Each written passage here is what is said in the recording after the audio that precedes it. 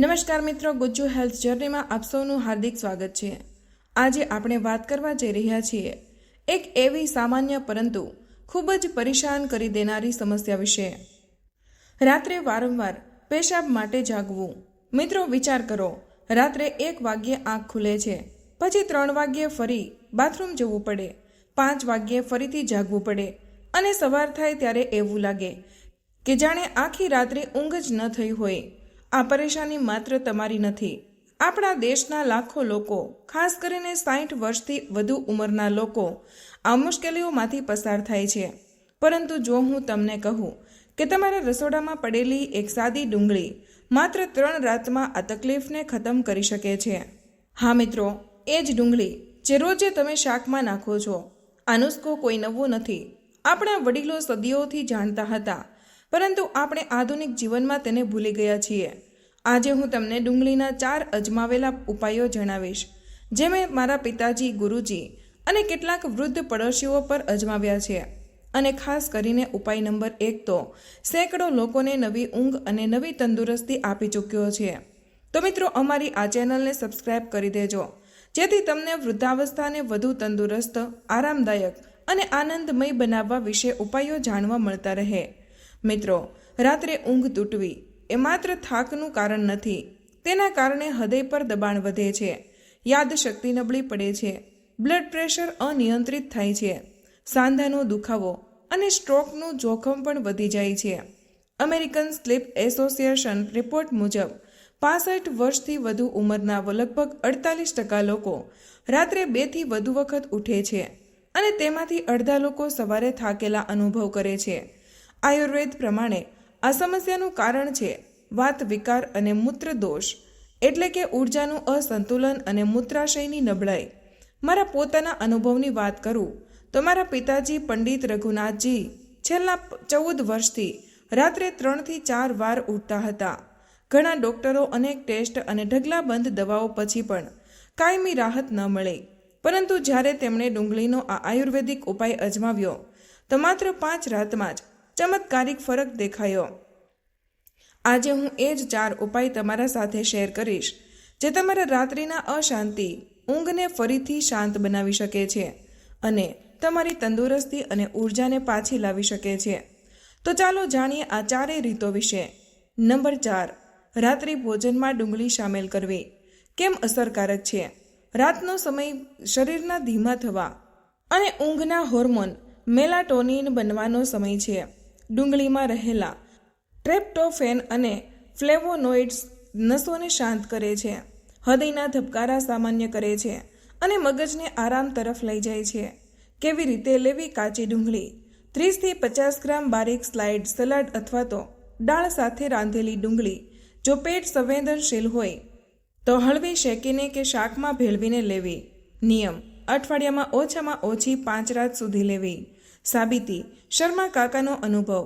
મારી શેરીના 82 વર્ષીય મોહનલાલ શર્માને રાત્રે 4 થી 5 વાર બાથરૂમ જવું પડતું હતું। તેમણે રાત્રિ ભોજનમાં માત્ર 7 દિવસ કાચી ડુંગળી સલાડમાં સામેલ કરી 8મા દિવસે બોલ્યા, બેટા, હવે રાત્રે 1 વાર ઉઠું છું અને ઊંઘ પણ એવી આવે છે જેવી જુવાનીના દિવસોમાં આવતી હતી। વૈજ્ઞાનિક કારણ: ડુંગળીમાં સલ્ફર સંયોજનો હોય છે જે મૂત્રાશયને મજબૂત કરે છે। તેમાં ક્વેરસીટીન હોય છે જે સોજો ઓછો કરે છે, ખાસ કરીને પ્રોસ્ટેટનો, જે વૃદ્ધ પુરુષોમાં વારંવાર પેશાબનું મોટું કારણ બને છે। જો તમને ડુંગળી ખાવી પસંદ નથી તો આગલી રીત તમારા માટે છે। આમાં ડુંગળી ખાવી પણ નહીં પડે, પરંતુ તેની અસર ઊંડી થશે। રીત નંબર 3, ઓશિકા પાસે ડુંગળી। મિત્રો, ક્યારેક ઈલાજ પેટથી નહીં પરંતુ શ્વાસના રસ્તેથી પણ થાય છે અને ડુંગળી આ વાતનું જીવંત ઉદાહરણ છે। કેવી રીતે કરવો? અડધી ડુંગળી લો, તેની છાલ ઉતારો અને એક વાટકીમાં રાખો, તેને તમારા ઓશિકા પાસે રાખો। દર 2 થી 3 દિવસે ડુંગળી બદલો, જેથી સુગંધ તાજી રહે। કેમ અસર કરે છે? ડુંગળીની હળવી ગંધમાં રહેલા સલ્ફર સંયોજનો અને ફાઇટોકેમિકલ્સ સીધા આપણા નાકના ઓલ્ફેક્ટરી નર્વને સિગ્નલ મોકલે છે। આ નસો આપણા મગજના તે ભાગ સાથે જોડાયેલી હોય છે જે ઊંઘ અને આરામને નિયંત્રિત કરે છે। જ્યારે તમે સૂતી વખતે તે આ હળવી સુગંધ શ્વાસ સાથે અંદર લો છો તો તેનાથી તણાવનો હોર્મોન કોર્ટિસોલ ઓછો થાય છે, ઊંઘનો હોર્મોન મેલાટોનિન સક્રિય થાય છે, નસોમાં હળવી શાંતિ ફેલાય છે, જેનાથી ઊંઘ ઊંડી અને સતત રહે છે. આ ઉપાયથી સુશીલા માજીને થયેલો અનુભવ. મારી પોળમાં રહેતા 74 વર્ષીય સુશીલા માજીને એક સમસ્યા હતી. તેમને ઊંઘ આવવામાં બહુ વાર લાગતી અને ઊંઘ આવ્યા પછી થોડા જ સમયમાં ઊંઘ તૂટી જતી હતી. ડોક્ટરે ઊંઘની ગોળીઓ આપી, પરંતુ તેઓ કહેતા હતા, બેટા, ગોળીઓથી ઊંઘ આવે છે, પરંતુ સવારે ઉઠતા જ માથું ભારે રહે છે. એક દિવસ મેં તેમને ઓશિકાવાળી ડુંગળીની રીત જણાવી. પહેલી જ રાત્રે તેમણે મને સવારે ફોન કર્યો, અરે બેટા, રાત્રે પહેલીવાર હું આટલું સારી રીતે સૂઈ શકી છું અને સવારે ઉઠીને મન પણ હળવું લાગે છે. વૈજ્ઞાનિક તથા આયુર્વેદિક દ્રષ્ટિકોણ. વૈજ્ઞાનિક દ્રષ્ટિએ ડુંગળીમાં રહેલા થાયોસલ્ફેનેટ્સ અને ફાઇટોસાઇટ્સની અસર લસણ જેવી હોય છે. આ નસોની ખેંચાણ ઓછી કરે છે અને માંસપેશીઓને રિલેક્સ કરે છે. નાક દ્વારા લેવાયેલી સુગંધ સીધી લિમ્બિક સિસ્ટમ પર અસર કરે છે, જે લાગણીઓ અને ઊંઘ સાથે જોડાયેલી છે. આયુર્વેદિક દ્રષ્ટિએ ડુંગળીને તામસિક રસની માનવામાં આવે છે, જે શરીરના વાત અને પિત્તને સંતુલિત કરે છે. સૂતા પહેલાં તેની ગંધ લેવાથી મન શિથિલ થાય છે અને રાત્રિના વિઘ્નો દૂર થાય છે. ટિપ્સ: જો સુગંધ વધુ તીવ્ર લાગે તો ડુંગળી પર પાતળું કપડું ઢાંકી દો. શિયાળામાં આ રીત વધુ અસરકારક હોય છે, કારણ કે ઠંડી હવામાં ડુંગળીના તત્વો વધુ સમય સુધી ટકે છે. હવેની રીત એવા લોકો માટે છે જે લોકો સૂતા પછી તરત જ નીંદર ઈચ્છે છે. રીત નંબર 2: કચરેલી ડુંગળીનો જાર. ઊંઘ ન આવવાની પરેશાનીમાં ક્યારેય પણ આ નુસ્ખો સીધું નાક સુધી પહોંચાડવો પડે છે અને આ રીત તેની જ માટે બની છે. કેવી રીતે કરવું? એક મધ્યમ કદની ડુંગળી લો. તેની છાલ ઉતારીને તેના મોટા મોટા ટુકડા કરો. હવે આ ટુકડાઓને હળવા દબાવીને કચરી નાખો. ચાકુની પીઠ કે વેલણથી પણ કરી શકો છો.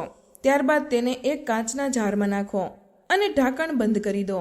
હવે સૂતા પહેલાં ઢાંકણ ખોલો, જારને નાક પાસે લાવો અને 2 થી 3 મિનિટ ઊંડો શ્વાસ લો. પછી જારને બંધ કરીને પલંગ પાસે રાખી દો. હળવી સુગંધ આખી રાત ઓરડામાં ફેલાશે. હવે જાણીએ કેવી રીતે અસર કરે છે. તો મિત્રો, જ્યારે ડુંગળી કચરવામાં આવે છે તો તેમાં રહેલા એલિસિન અને સલ્ફર સંયોજનો તરત જ હવામાં ફેલાય છે. આ સંયોજનો મગજની રક્તવાહિનીઓને ફેલાવે છે, જેનાથી મગજને વધુ ઓક્સિજન મળે છે. સેન્ટ્રલ નર્વસ સિસ્ટમને રિલેક્સ કરે છે, જેનાથી ઊંઘ ઊંડી થાય છે. તે મૂત્રાશયની નસોની સંવેદનશીલતાને ઓછી કરે છે, જેનાથી રાત્રે વારંવાર ઉઠવાની સમસ્યા ઘટે છે. આ ઉપાયથી ઠાકુર સાહેબનો થયેલો અનુભવ.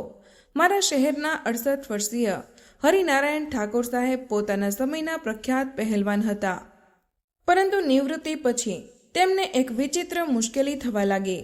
તે મને કહેતા, બેટા, ઊંઘ તો આવે છે, પણ જેવી આવે છે પેશાબ લાગવાથી જાગી જવાય છે અને પછી ઊંઘ તૂટી જાય છે. મેં તેમને આ જારવાળી રીત જણાવી. પહેલી રાતે જ તેમણે માત્ર 2 મિનિટ જ સૂંઘ્યું અને સવારે ફોન કરીને બોલ્યા, બેટા, ગઈકાલે તો 6 કલાક એકદમ સીધી ઊંઘ આવી. આ તો જાણે જાદુ છે. વૈજ્ઞાનિક દ્રષ્ટિકોણ. ડુંગળીના સલ્ફર કમ્પાઉન્ડ ગાબા રિસેપ્ટર્સને સક્રિય કરે છે. આ એ જ રિસેપ્ટર છે જેના પર ઊંઘની ગોળીઓ પણ અસર કરે છે, પરંતુ ડુંગળીની અસર કુદરતી હોય છે, જેનાથી સવારે સુસ્તી કે હેંગઓવર જેવું મહેસૂસ થતું નથી. આયુર્વેદિક દ્રષ્ટિકોણ. તેને નાસા શોધન એટલે કે નાક દ્વારા શોધનનું હળવું સ્વરૂપ ગણી શકાય છે. ડુંગળીની તીખી ગંધ વાત અને કફને સંતુલિત કરે છે, જેનાથી શરીરમાં શિથિલતા અને માનસિક શાંતિ આવે છે.